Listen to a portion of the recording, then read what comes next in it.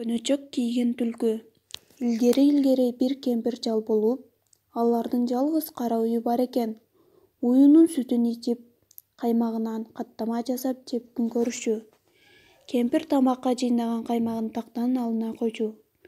Муну бир шум түлкү байкап калып, күн алыс келип жеп болот. Кемпир аны мышыгынан көрүп, эми каймакты оозутар көнөчөккө куят. Күндөрдүн биринде баягы түлкү кемпир чалдын үйүнө дагы келет. Каймак табакта эмес, көнөчөктө экен. Дүкөң жанталашып жатып көнөчөккө башын салып, каймакты жеп алат. Анан башын чыгармакчы болду эле, бирок болбоду. Башын куткарар эмес, түлкүнүн айласы кетти да: "Көнөчөк аке, эми тамашаңды кой. Ушунчалык убара кылганың деле жетишет. Үйдө бачиктерим калган, кое бериңиз" деп жалынды. Анда Көнөчөк ага кекердүү сөзүн жөнөттү. "Кайран түлкүм, келип жатат күлкүм.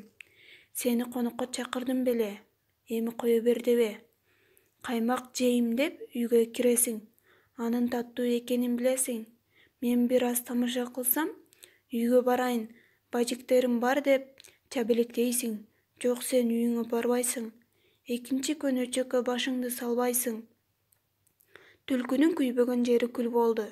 "Эмесе сенин жазаңды берейин, өзүңдү сууга агызып жиберейин" деп түлкү өзөндү көздөй жөнөдү.